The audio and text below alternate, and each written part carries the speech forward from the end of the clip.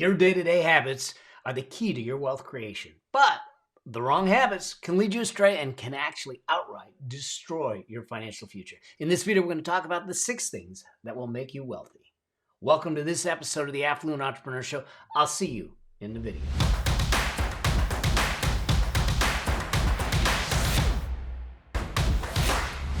All right, what are the 6 things that are going to make you wealthy? Now, there's probably plenty of others, but these are the 6 core things that I think that we need to figure out. Because here's the deal.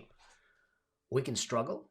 We can look for the get-rich-quick scheme of the flavor of the month, and there is plenty of them out there. Hopefully, y'all are realizing that there's a whole lot of fraudsters out there that are selling their wares and selling their programs and selling their stuff. If you get rich quick, you're probably going to get poor quicker. All right. I learned that the hard way. I ended up getting involved in a Ponzi scheme. Thought it was an investment. Promised all kinds of returns, 20% returns every 6 to 8 weeks. And I actually even got the returns for a few of them, and then I rolled it over. By the time they were through with me, I lost over 1/3 of my net worth, well into the 7 figures. Wiped out 1/3 of everything I owned. Okay, so bottom line is that there are some core things that will make you wealthy, and I want to just walk you through them and have you start to look at it from that perspective. Now, the very first thing is something that I call we all need to have a cash resource plan. Okay. Now, some people will say, what do you mean a cash resource plan? And I said, you can call it a budget. I know a lot of people don't like the word budget. I call it a cash resource plan, and here's why. I believe that the money that comes in, every dollar that comes in, every lira that comes in, every pound that comes in, every euro that comes in, no matter what country you're in, every dollar that comes in needs to have a job description. Is it paying your mortgage? Is it paying for school lunches? Is it paying medical? Is it paying for your future? Is it to be invested? And too many of us don't give a job description to our dollars, to our currency, to our money. It comes in, it goes out without thought. And then we wonder why there isn't enough left at the end of the month. Think about it this way. Let's say that you were going to hire a bunch of employees, and they were going to be your workers. And you brought them all into the room and you hire them all in the same day, and they're going to be your workers, and you look at them and you say, here's what I want to do. I want to double my sales this year. But I'm not going to give you, any of you, a job description. I'm not going to give you a job title. I'm not going to give you goals. I'm not going to give you tasks. I'm not going to give you action items. I'm not going to give you any of that. Go do it. What do you think's going to happen at the end of that year? Do you think they're going to hit the goal? Probably not. It's the same thing with our dollars. Why would we, if we wouldn't do that with employees, why would we do that with our dollars? Because our dollars are our employees. They work for us 7 days a week, 365 days a year, 24 hours a day. There is no union. There's no PTO. There's nothing. So we need to give them an assignment. And it comes with a cash resource plan. Tell them exactly what they're supposed to do for you. Now, along with that is that you gotta spend less than you make. We don't live on credit card. We don't live on debt. We don't live on borrowed time. Now, I get it. Sometimes it can be challenging, but we need to take a really close look at what we're spending. What are wants? What are needs? To get clear on that, and then create the plan. So, number 1 is to create a cash resource plan. Give a job description to every single dollar that comes in so it knows specifically what it's doing on your behalf. What it's doing on your behalf. That's number 1. Number 2, okay, is to do not live on debt.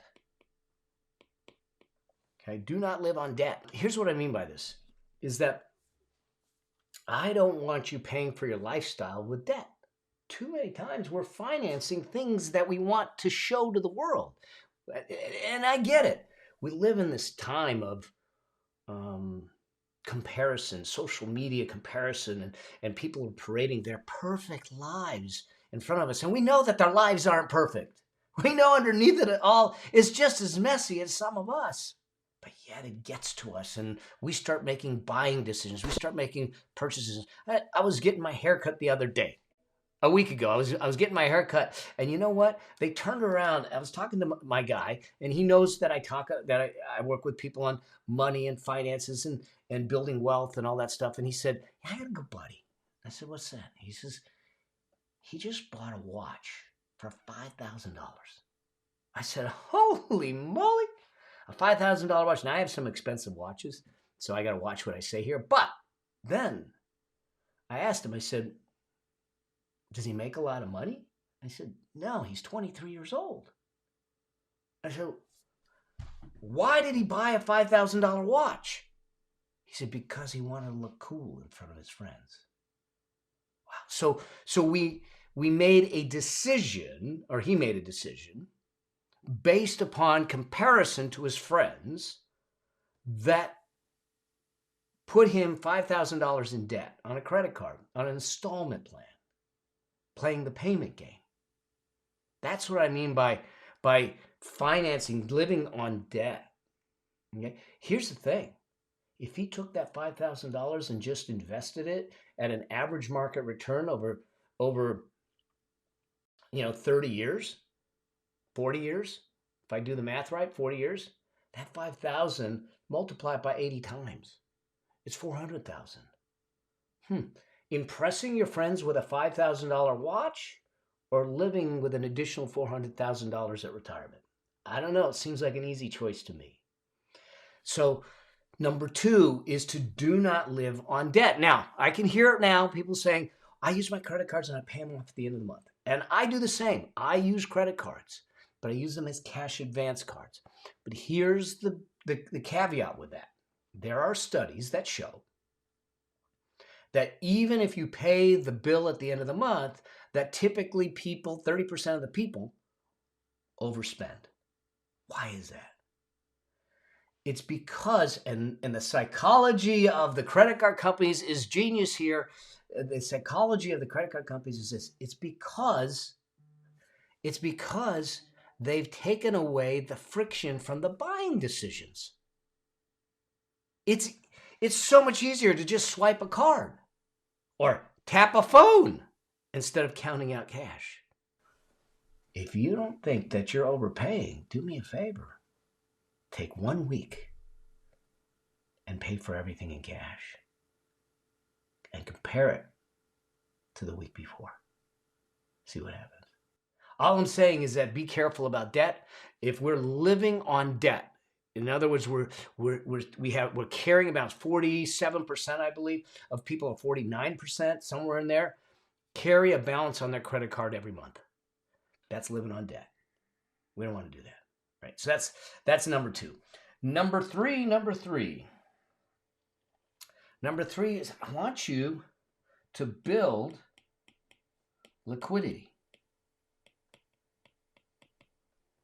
What do I mean by that? I want you to have some liquid funds. I want you to have what I call a margin for volatility, a margin for error in your life. If I'm making $100,000, we don't spend $100,000. We take a portion of that $100,000 to invest in our future, but to give us a cushion. We call it a peace of mind fund, to give us the cushion if things happen.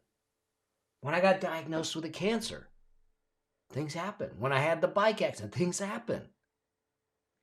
So in order to get through the rough time, the rapids, if you will, the current, or a challenge, whether it's a health challenge, a relationship challenge, a work challenge, a pandemic, whatever it is, we need liquidity to sustain ourselves. We need cash to sustain ourselves. So what happens is that those that are wealthy actually have access to cash, liquidity, to sustain themselves in the downturn, to sustain themselves in the volatility, to sustain themselves.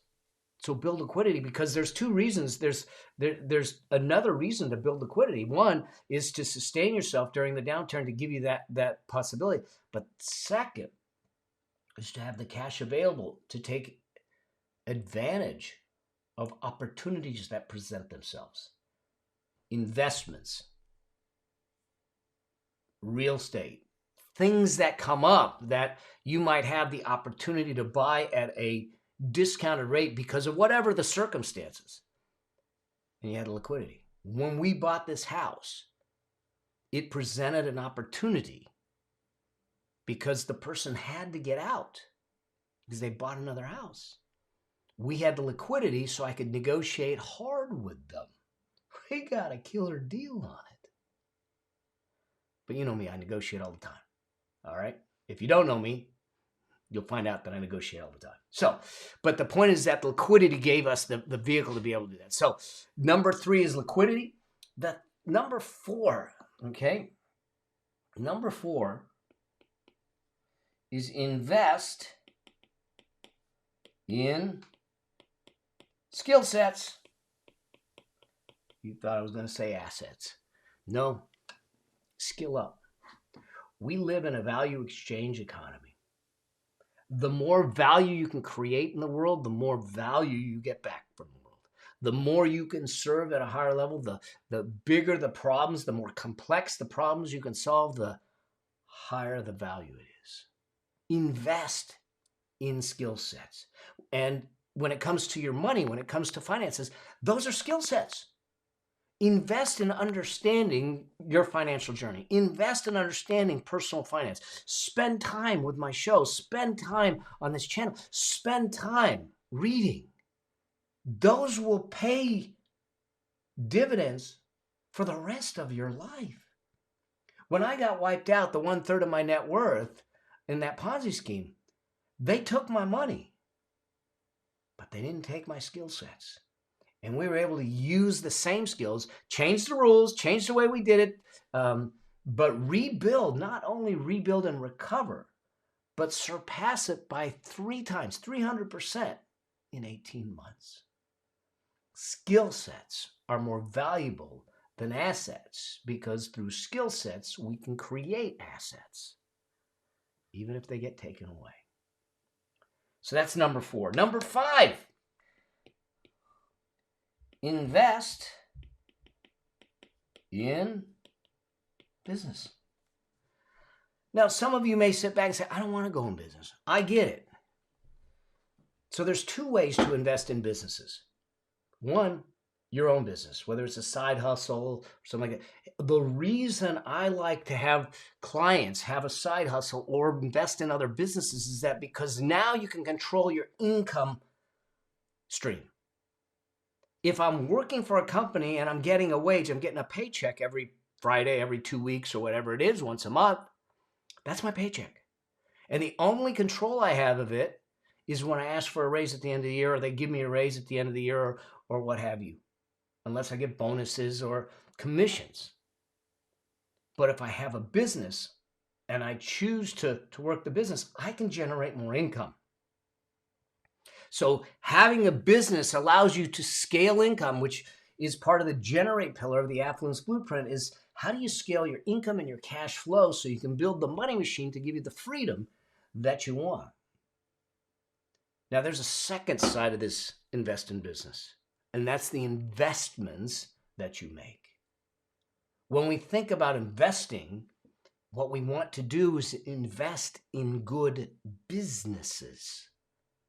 And typically we'll do that through ETFs and index funds. I don't recommend doing individual stocks when you first start out. There's just too much risk.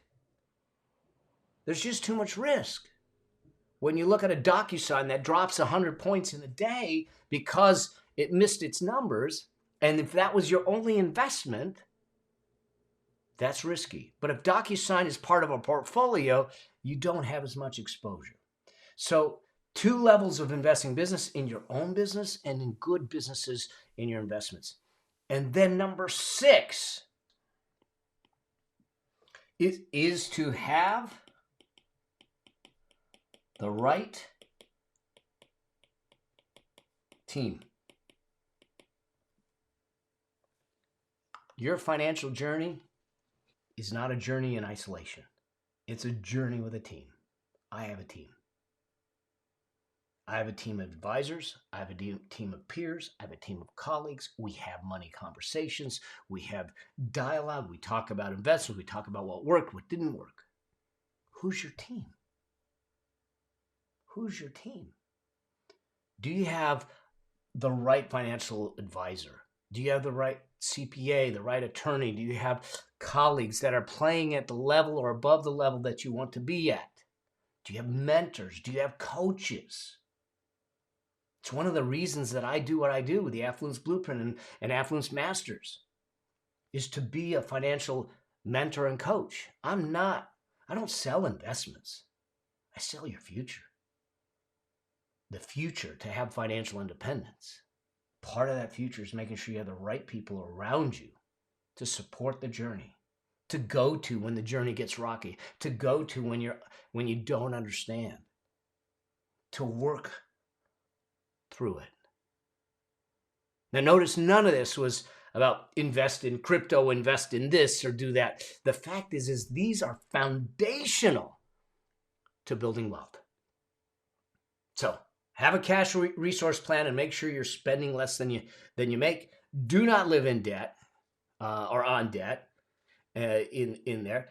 Build liquidity so you have the access for opportunities and volatility. Invest in your skill sets. Invest in good businesses and your own business, and put the right team in place. Those 6 things will accelerate your path to wealth, will accelerate your path to affluence, will accelerate your path to building a money machine, which is your path to creating financial independence. I hope this serves you. There's plenty of other videos that we're going to talk about, some things not to do so you avoid going broke, losing money like I did. We'll talk about that. But in the meantime, if you've got questions, anything that comes up, do me a favor, drop them in the comments, drop me a DM, send me a note. Let's make sure we get them answered. Let's make sure that this year becomes your financial breakthrough year, that we get a chance to change the trajectory of your financial destiny. I truly believe that financial independence is your birthright. We just need to know how to go out and claim it. Until I see you in the next video, always, always strive to live a life that outlives you. Cheers.